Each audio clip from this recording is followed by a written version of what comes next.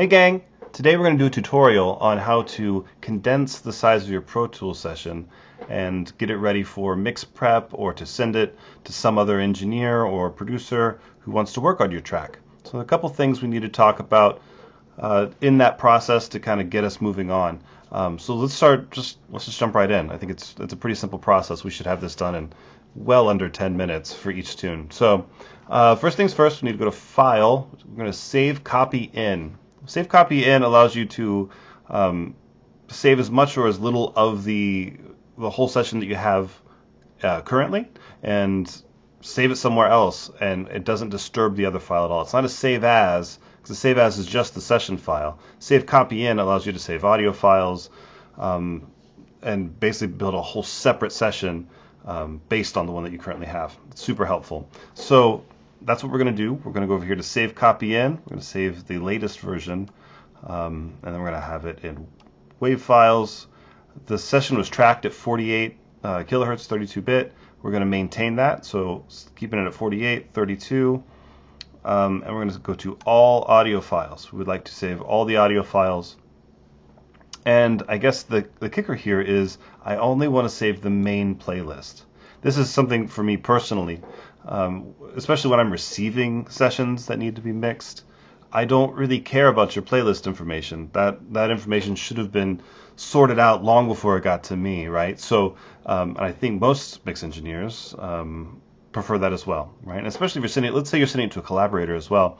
Unless you guys are digging through each playlist trying to comp something together, there's no real reason to, at least personally, I don't think there's a real big reason to save all the different playlists. It makes the file so much bigger, and unless you guys are doing that, I don't really see the need for it. So I get rid of them. So I do this main playlist only, which allows me to save only literally what is on top at that exact moment.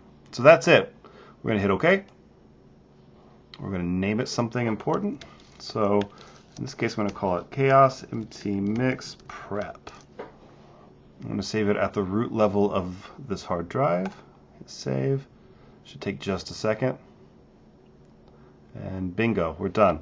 So we can save and close this particular session now that we're done with it. And let's go over to the copy of it, which is right here.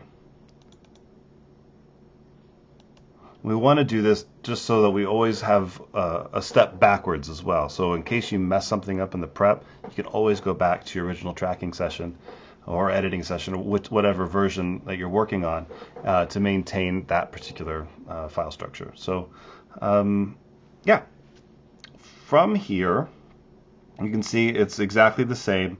The difference is going to be, like, where you would look for playlists, you're only going to see the top one. So all 9 previous playlists that were in here for the drums are gone.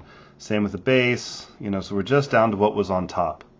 And that's super duper helpful. All right, so I guess at this point, let's take a look at our mix window. Make sure the routing isn't too terribly weird. Everything's going out 1 and 2, kind of as it should. On the snare, I have a bus send, which is going over to this gate over here. And actually I need to set as bus input there, and we can commit that down. So especially when I'm working with somebody who's already got pretty big ideas of what they want something to sound like. Let's say you're working on a track and you've built this really wonderful vocal sound, and it's based on things you have in your studio, whether it's guitar pedals or other outboard in your room. The odds are I may not have it, or I may not have those plugins. And so if I've done something really unique here, I typically want to commit it, right? And so in Pro Tools, this is really easy. You just right-click on the track and you tell it to commit, right? So it does a bounce in place of that one particular audio file, or that one particular track.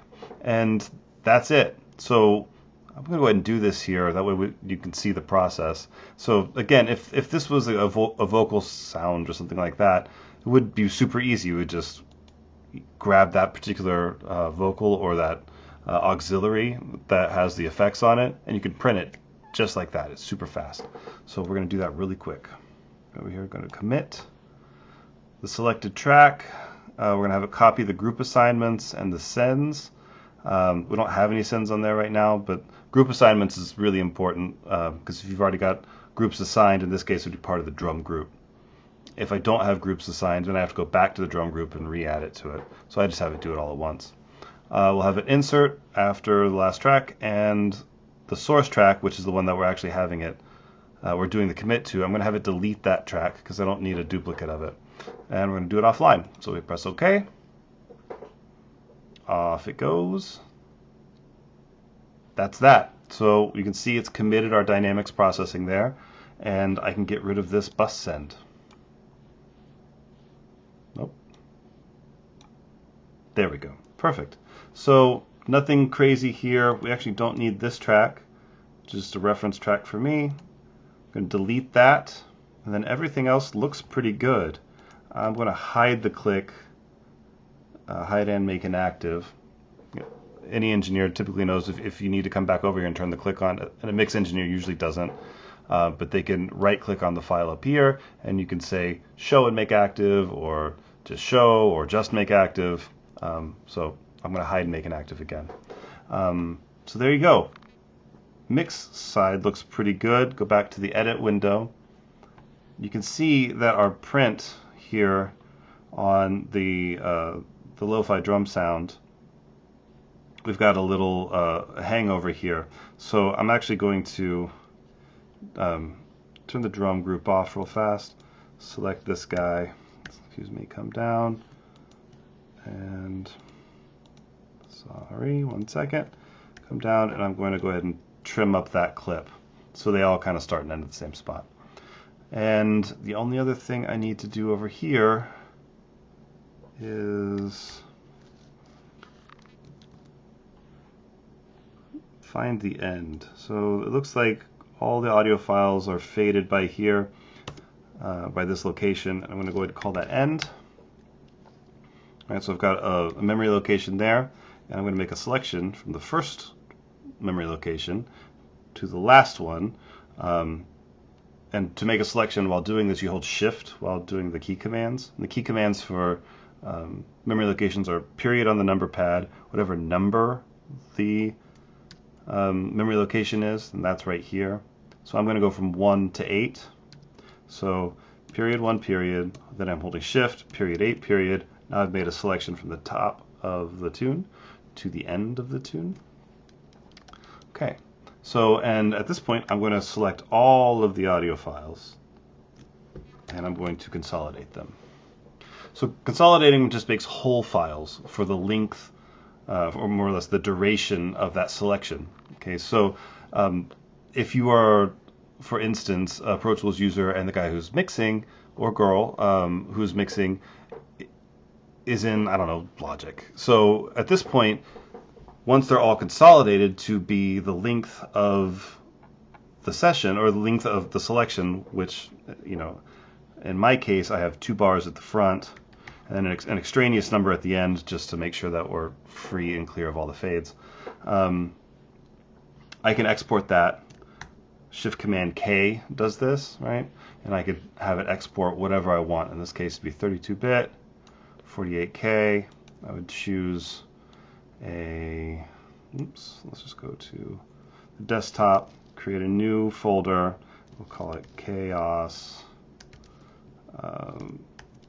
Mix Prep Whole Files, right? Something like that. It doesn't really make any difference.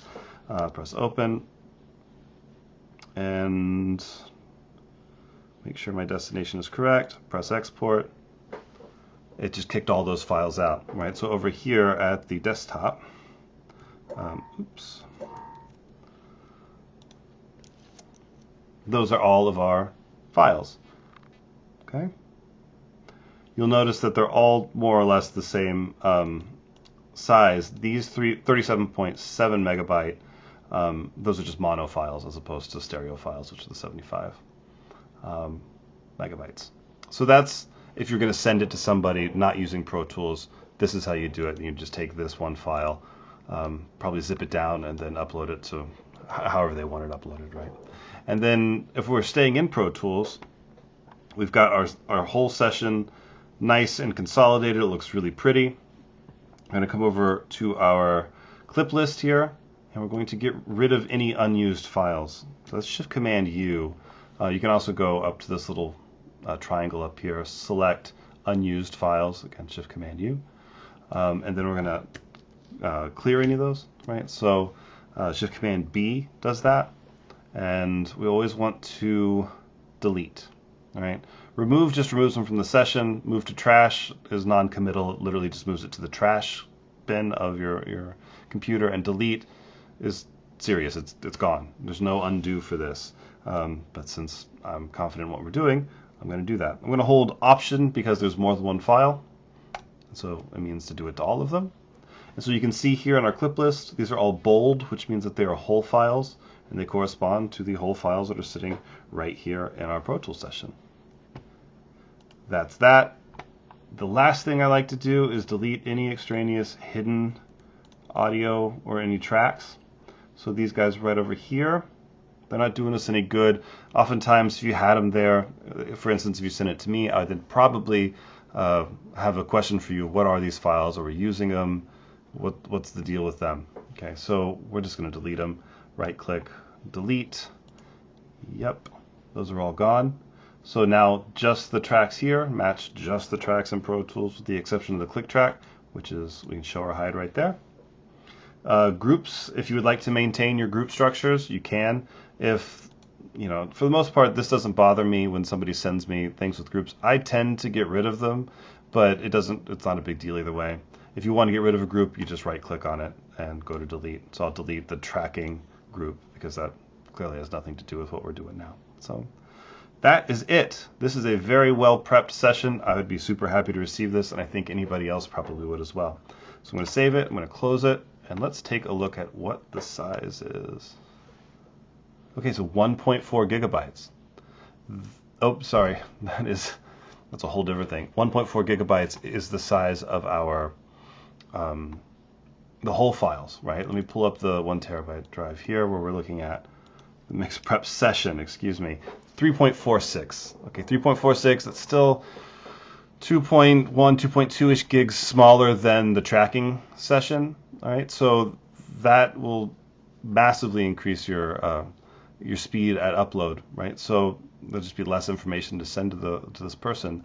So if you've got 10 tracks, right, and you have to do uploads of all of them, you know, you just saved yourself 20 gigs, and that's just for a very moderately overdubbed session there. So we didn't have a lot of takes and playlists and editing going on there, right? So we went from 5 gigs to 3.4, or you could just send the raw files right here, which is 1.4 gigabytes, and so now you got a lot of options. And you know, if you're doing this in another DAW that is not Pro Tools, excuse me, you would just basically figure out how to export the files as whole files, like we did here, and then send those to whomever your mix engineer or your collaborator is. All right, well, that's it for this tutorial. I hope it was helpful. You guys have a great day. See ya. Bye.